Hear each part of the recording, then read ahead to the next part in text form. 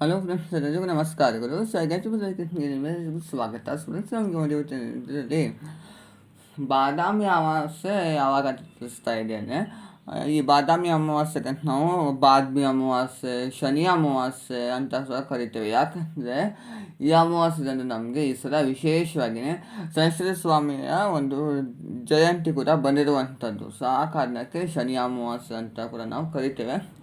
ಬನ್ನಿ, ಈ ಅಮಾವಾಸ್ಯೆ ಯಾವಾಗ ಅಂತ ತಿಳಿದುಕೊಳ್ಳೋಣಂತೆ.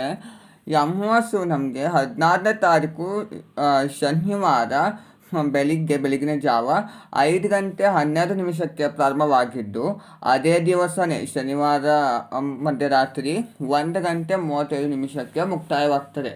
ಸೊ ನಾವು ಸೂರ್ಯೋದಯದ ಒಂದು ತಿಥಿಯನ್ನು ಗಣನೆ ತೆಗೆದುಕೊಂಡು ಅದೇ ದಿವಸನೇ ನಾವು ಆಚರಣೆ ಮಾಡಬೇಕಾಗುತ್ತದೆ. ಯಾಕೆಂದರೆ ನಮಗೆ ಒಂದೇ ದಿವಸ ಈ ಸಲ ಅಮಾವಾಸ್ಯೆ ಬಂದಿರೋದ್ರಿಂದ ನಾವು ಶನಿವಾರ ಈ ಅಮಾವಾಸ್ಯೆನ ಆಚರಣೆ ಮಾಡ್ತೇವೆ. ಹಾಗೆಯೇ ಶನಿವಾರದಂತೂ ನಾವು ಈ ಸಲ ಶನೇಶ್ವರ ಸ್ವಾಮಿಯ ಒಂದು ಜಯಂತಿಯನ್ನು ಕೂಡ ಆಚರಣೆ ಮಾಡ್ತೇವೆ. ತುಂಬಾ ಒಂದು ವಿಶೇಷವಾಗಿರುವಂಥದ್ದು. ಯಾಕೆಂದರೆ ಶನಿ ಮಹಾತ್ಮನ ಈ ವಾರ ಕೂಡ ಶನಿವಾರನೇ ಆಗಿರುವಂಥದ್ದು. ಸೊ ಆ ಕಾರಣಕ್ಕೆ ನಾವು ಈ ಸಲ ಅಮಾವಾಸ್ಯೆ ಕೂಡ ಶನಿವಾರನೇ ಬಂದಿರೋದ್ರಿಂದ ಜಯಂತಿ ಕೂಡ ಶನಿವಾರನೇ ನಾವು ಆಚರಣೆ ಮಾಡ್ತೇವೆ. ನಾವು ಶನೇಶ್ವರ ಸ್ವಾಮಿಯ ಪೂಜೆ ಮನೆಯಲ್ಲೇ ಮಾಡಲ್ಲ, ಆದರೆ ನಾವು ದೇವಸ್ಥಾನಕ್ಕೆ ಹೋಗ್ಕೊಂಡು ಎಳ್ಳು ಬಟ್ಟೆಯನ್ನು ಕೂಡ ನಾವು ಹಚ್ಚಬಹುದು. ಆ ರೀತಿ ಹಾಗೆ ದೇವಸ್ಥಾನಕ್ಕೆ ಒಂದು ಎಳ್ಳೆಣ್ಣೆ ದಾನ ಕೂಡ ಮಾಡಬಹುದು. ಶನೇಶ್ವರ ಸ್ವಾಮಿ ದೇವಸ್ಥಾನಕ್ಕೆ ಒಂದು ಎಳ್ಳೆಣ್ಣೆ ದಾನ ಮಾಡಬಹುದು. ಹಾಗೆಯೇ ಆಂಜನೇಯ ಸ್ವಾಮಿ ದೇವಸ್ಥಾನಕ್ಕೆ ಕೂಡ ಮಾಡಬಹುದು. ಶನೇಶ್ವರ ಸ್ವಾಮಿ ಒಂದು ದೇವಸ್ಥಾನ ಸಿಕ್ಕಿಲ್ಲ ಅನ್ನೋದಾದರೆ ಆಂಜನೇಯ ಸ್ವಾಮಿ ದೇವಸ್ಥಾನಕ್ಕೆ ಕೂಡ ನೀವು ಎಳ್ಳೆಣ್ಣೆ ದಾನವನ್ನು ನೀವು ಮಾಡಬಹುದು. ಶನಿ ದೋಷ ಹಾಗೆಯೇ ಮತ್ತು ಗ್ರಹ ದೋಷ ಇದ್ದರೆ ಕೂಡ ನಿಮಗೆ ಒಂದು ನಿವಾರಣೆ ಆಗ್ತಾ ಹೋಗ್ತದೆ. ಸೊ ತುಂಬಾ ಒಂದು ವಿಶೇಷವಾಗಿರುವಂಥ ಒಂದು ಆಚರಣೆ ಅಂತಲೇ ಹೇಳ್ಬಹುದು. ಅಮಾವಾಸ್ಯೆ ಪೂಜೆಯನ್ನು ನಾವು ಯಾವ ರೀತಿ ಮಾಡ್ತೀವಿ ಈ ಸಲ ಅನ್ನೋದಾದರೆ ತುಂಬಾ ಸರಳವಾಗಿಯೇ ಪ್ರತಿ ಅಮಾವಾಸ್ಯೆದಂದು ನಾವು ಯಾವ ರೀತಿ ನಮ್ಮ ಮನೆಯಲ್ಲೂ ಪೂಜೆಯನ್ನು ಮಾಡ್ತೀವೋ ಅದೇ ರೀತಿಯೇ ನಾವು ಮಾಡುವಂಥದ್ದು. ಹೊಸ ಕಲಶವನ್ನು ಇರ್ತೇವೆ. ಹೊಸ ಕಲಶ ಅಂದರೆ ಆ ಕಲಶಕ್ಕೇ ಹೊಸ ಕಾಯನ್ನು ಇಟ್ಟು ನಾವು ಪೂಜೆಯನ್ನು ಮಾಡ್ತೇವೆ. ನಾವು ಅಮಾವಾಸ್ಯೆಗೆ ಒಂದ್ಸಲ ನಾವು ಕಾಯನ್ನೇ ಬದಲಾವಣೆ ಮಾಡ್ತೀವಲ್ವಾ. ಸೊ ಆ ಕಾರಣಕ್ಕೆ ನಾವು ಶನಿವಾರ ಹೊಸದಾದ ಕಾಯಿಯನ್ನು ಹೊಸ ಕಲಶಕ್ಕೆ ಇಟ್ಟು ನಾವು ನಮ್ಮ ಮನೆ ದೇವರ ಒಂದು ಪೂಜೆಯನ್ನು ಕೂಡ ಮಾಡಿಕೊಳ್ತೇವೆ. ಒಂದು ಲಿಂಬೆಹಣ್ಣನ್ನು ದೇವರ ಮುಂದೆ ಹಚ್ಚಿಡಬೇಕು. ಹಾಗೆ ಮತ್ತೊಂದನ್ನು ನಿಮ್ಮ ಒಂದು ಮನೆಯ ಸಿಂಹದ್ವಾರಕ್ಕೆ, ಅಂದರೆ ಮುಖ್ಯವಾಗಿ ಒಂದು ಹೊಸಲಿಗೆ ಅದನ್ನು ಹಚ್ಚಿಡಬೇಕು. ಪ್ರಸಾದಕ್ಕೆ ಅಂತ ನೀವು ವಿಶೇಷವಾಗಿ ಒಂದು ಪೊಂಗಲನ್ನು ಸಹಿತ ಮಾಡ್ಕೋಬಹುದು, ಬೆಲ್ಲದನ್ನ ಮಾಡ್ಬೋದು, ಪಾಯಸ ಮಾಡ್ಬೋದು, ಕೇಸರಿ ಬಾತ್ ಮಾಡ್ಬೋದು, ಮೊಸರನ್ನ ಮಾಡ್ಬೋದು.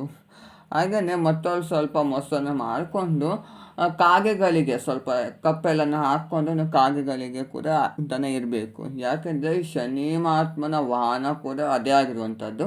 ಅದ್ರ ಜೊತೆಗೆ ನಮ್ಮ ಪಿತೃಗಳ ಪೂಜೆ, ಯಾಕೆಂದರೆ ಅಮಾವಾಸ್ಯೆದಂದು ನಾವು ಪಿತೃಗಳ ಪೂಜೆಯನ್ನು ಕೂಡ ಮಾಡ್ಕೊಳ್ತೀವಲ್ವ. ಸೊ ಆ ಕಾರಣಕ್ಕೆ ನಮ್ಮ ಪಿತೃಗಳಿಗೆ ಒಂದು ಸದ್ಗತಿಯನ್ನು ಕಾಣಿಸಲು ಆ ಒಂದು ಆಚರಣೆಯನ್ನು ಕೂಡ ನಾವು ಮಾಡ್ತೇವೆ ಪ್ರತಿ ಅಮಾವಾಸ್ಯೆಗೆ. ಸೊ ಆ ರೀತಿಯ ಒಂದು ಪದ್ಧತಿಯನ್ನು ಕೂಡ ನಾವು ಪಾಲನೆ ಮಾಡಬೇಕು.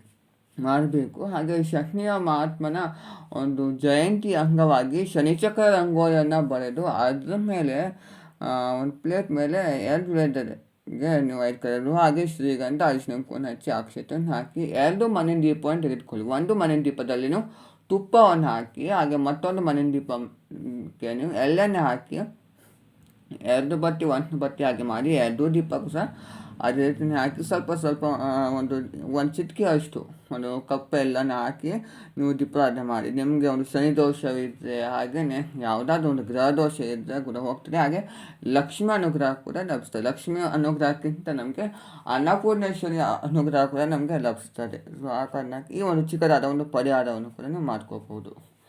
ನೋಡೋದು ಫ್ರೆಂಡ್ಸ್, ಇವತ್ತಿನ ಈ ಒಂದು ವಿಡಿಯೋದಲ್ಲಿ ನನಗೆ ಬಾದಾಮಿ ಅಮಾವಾಸ್ಯೆ, ಈ ಅಮಾವಾಸ್ಯೆ ನಾವು ಬಾದ್ಮಿ ಅಮಾವಾಸ್ಯೆ ಅಂತ ಕೂಡ ಕರಿತೇವೆ, ಶನಿ ಜಯಂತಿ ಬಗ್ಗೆ ಮಾಹಿತಿಯನ್ನು ಕೊಟ್ಟಿದ್ದೇನೆ. ಎಲ್ಲರಿಗೂ ಇಷ್ಟವಾಗಿದೆ ಭಾವಿಸಿದ್ದೇನೆ. ಇಷ್ಟವಾಗಿ ಲೈಕ್ ಮಾಡಿ, ಶೇರ್ ಮಾಡಿ, ಕಮೆಂಟ್ ಮಾಡಿ, ಹಾಗೆಯೇ ಒಂದು ಸಬ್ಸ್ಕ್ರೈಬ್ ಮಾಡ್ಕೊಳ್ಳಿ. Thank you.